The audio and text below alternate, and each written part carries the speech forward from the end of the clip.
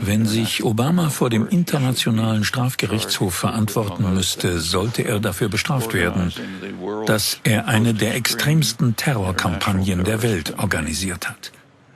Al-Qaida ist schon übel genug, doch sein Staatsterror ist noch viel schlimmer.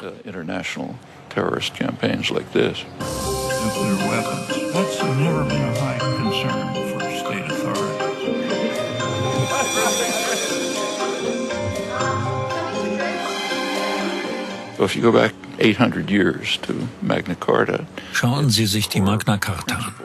Vor rund 800 Jahren legte sie das Grundprinzip Amerikas fest, die Unschuldsvermutung. Eine Person darf nicht ohne einen fairen Prozess von der Regierung bestraft werden. Unter Bush und dann Obama wurde dieses Konzept einfach ausradiert. Egal ob beim Einsatz von Drohnen oder beim Mord an Osama bin Laden, die USA ermorden Verdächtige, die der Magna Carta zufolge vor ein ordentliches Gericht gebracht werden müssten. In den USA werden Menschen ohne Gerichtsurteile in Guantanamo oder in anderen Gefängnissen festgehalten. Damit verletzt der Präsident Prinzipien, die es bereits seit 800 Jahren gibt.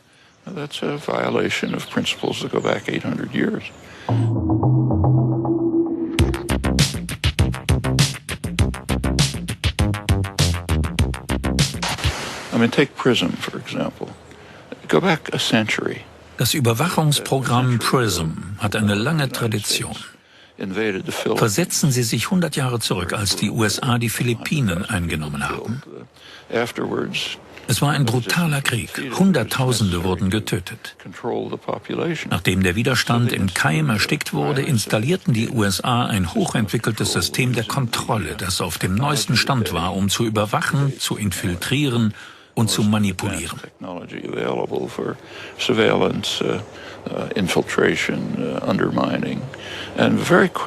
Nach nur wenigen Jahren wurde die Technologie auch auf amerikanischem Boden von Woodrow Wilson, einem liberalen Präsidenten, eingesetzt. Regierungen machen das einfach. Sie sind Systeme der Macht. Sie machen Gebrauch von verfügbaren Technologien. Wir sollten versuchen, das zu verhindern. Aber überrascht sollten wir darüber nicht sein. There's no reason we should be opposed to it, try to block it, but you can't be surprised by it.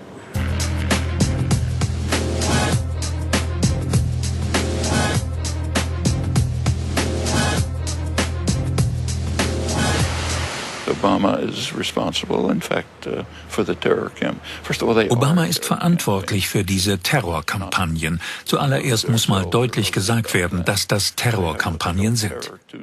Da sollten wir uns nichts vormachen. Das Drohnenprogramm ist eine groß angelegte internationale Terrorkampagne. Obama und seine Berater halten jeden Dienstag den sogenannten Terrordienstag ab. Dienstagmorgen entscheiden der Präsident und seine Berater darüber, wer getötet werden soll. Oder nehmen Sie die Terroristenliste. Wenn jemand auf dieser Liste landet, kann die Regierung alles mit ihm machen, was sie will. Töten, unbegrenzt inhaftieren, ganz egal. Das ist eine exekutive Macht, von der man nicht möchte, dass ein Staat sie besitzt. Die Rechtfertigungen dafür sind interessant, sie werden einfach so akzeptiert. Und genau das ist das Schlimmste daran. Hören Sie Obama zu oder lesen Sie Thomas Friedman von der New York Times.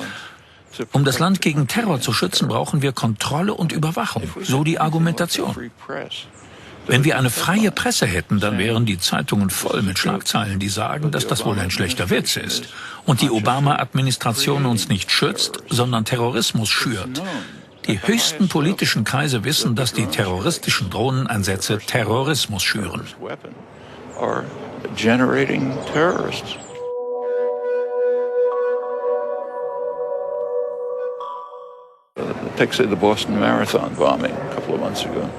Zwei Tage nach dem Anschlag beim Boston-Marathon gab es einen Drohnenangriff auf ein Dorf im Jemen. Ein Amerikaner, der aus diesem Dorf kommt, berichtete vor dem Senat, was in seinem Dorf passiert ist. Seit Jahren hatten dort Dschihadisten versucht, die Bevölkerung gegen die USA aufzuwiegeln. Doch damit hatten sie kein Glück, da sie bislang nur Positives über die USA von ihrem Dorfmitglied gehört hatten. Doch mit nur einem Drohnenangriff hat Obama nun die gesamte Dorfbevölkerung in potenzielle Terroristen verwandelt. Obama turned the whole village into potential terrorists.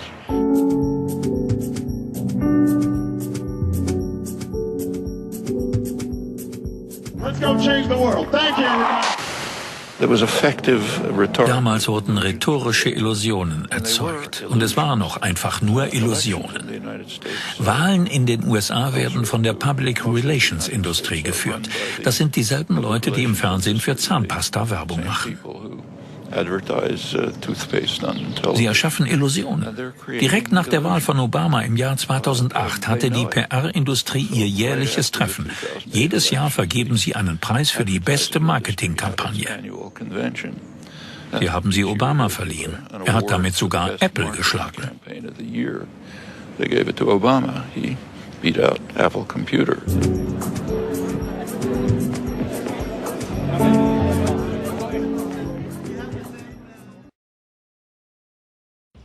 When the Arab Spring began, it was, I think, correctly perceived as an extension of this to the Middle East.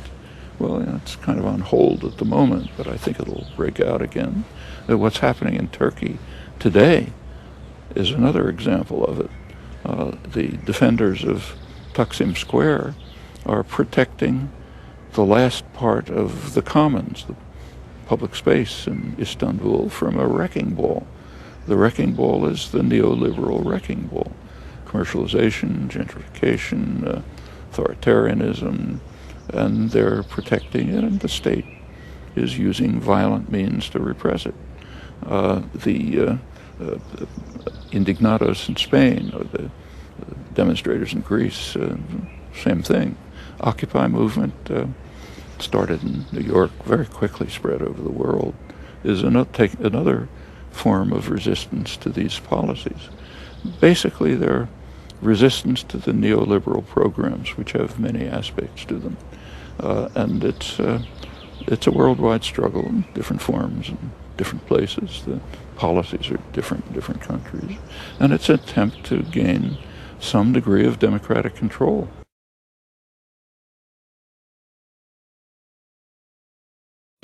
There was effective rhetorical illusions created, and they were illusions.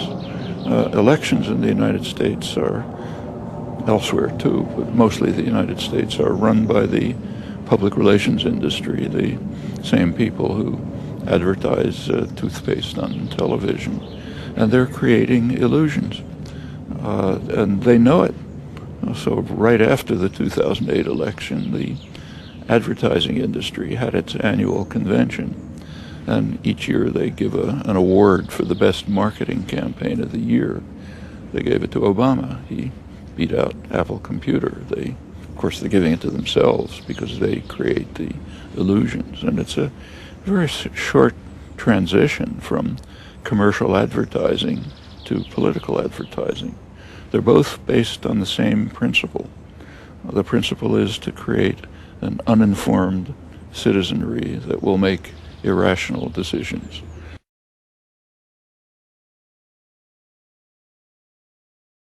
So if you go back 800 years to Magna Carta, its core principle of the Charter of Liberties is presumption of innocence. A person cannot be harmed by the government, punished by the government, without a fair trial before a jury of peers, quick, fair trial before a jury of peers. Now, of course, Magna Carta was quite limited. It didn't apply to all people. It applied to free men, what they called free men, a small category. Now, that's carried over to the U.S. Constitution, Fourth and Fifth and Sixth Amendments, but again, limited. So, for example, it didn't apply to Native Americans, obviously, or to slaves, or didn't even apply to women who were not considered full persons. Over the years, it's been extended. So not enough, but it's broadened. Now it's being restricted. So under Bush and now Obama, the concept is being eliminated.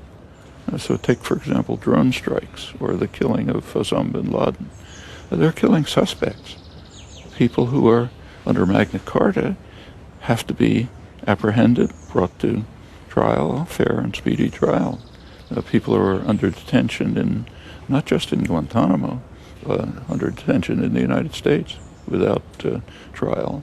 That's a violation of principles that go back 800 years.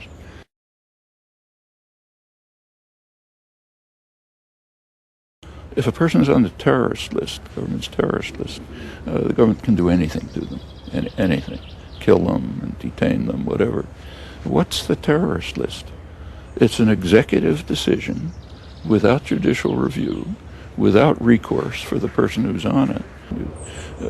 Lists like that shouldn't exist. We shouldn't permit them. That's a kind of executive authority that you do not want the state to have. And it's quite interesting to look at the justifications that are given, which are accepted. That's the worst part. So what's the justification? Listen to Obama, read Thomas Friedman in the New York Times. The justification is we have to have surveillance to protect the country against terror. I mean, if we had anything like a free press, there would be headlines saying, this is a joke. The Obama administration is consciously creating terrorists. It's known at the highest level that the drone strikes, which are first of all a terrorist weapon, are generating terrorists. Take, say, the Boston Marathon bombing a couple of months ago. 2 days after the bombing, there was a drone strike in Yemen. Usually we don't hear about these things, but this one happened to be made public because there was a young man in the United States from the village that was attacked, and he actually testified before the Senate. And he described what happened. He said that in his remote village, jihadis had been attempting for years to turn the population against the United States. They had failed because the only thing they knew about the United States was what he wrote to them, and he liked the United States, so they had a favorable opinion. He said with one drone strike, Obama turned the whole village into potential terrorists. Every drone strike does that. A drone is a terror weapon. Yes, of course, Obama is responsible, in fact, for the terror camp. First of all, they are terror campaigns. We should not delude ourselves or others about that. The drone global assassination campaign is a terrorist operation, a huge international terrorist operation. We'd understand that if somebody was doing it against us, but we're doing it against them, so we don't consider it. But that's what it is. And yes, the person responsible ultimately is the president. In fact, he happily takes responsibility. He explains that he authorizes each strike, carefully decides to. They have what they call Terror Tuesday. On Tuesday morning, the president and his national security advisor, according to their own description, meet and decide who's going to be killed today. That's an international terror campaign. Of course, the people carrying out are responsible. There's institutional structure behind it. And those who perpetrate it should be held accountable. This is the least of it. If Obama were brought to the International Criminal Court, he should be charged for, among other things, with organizing the world's most extreme international terrorist campaign. I mean, Al-Qaeda is bad enough, but they don't come close to international terrorist campaigns like this. It's probable, we don't know, that rendition is still continuing. There's evidence to that effect, but it hasn't been investigated. If it is, it should be charged with that. And so should the countries that participated. I don't recall whether Germany participated. I think it did, but a number of European countries did participate in rendition, meaning sending suspects to countries ruled by brutal dictators in which you're guaranteed that they'll be tortured. It's also outlawed by Magna Carta, incidentally, 800 years ago. but many European countries participated in this, many others. The United States, of course, initiated it. These are major criminal charges. Aggression is a major criminal charge, the most serious, in fact, of all, supreme international crime. And you can go on. Detention without trial should not be tolerated.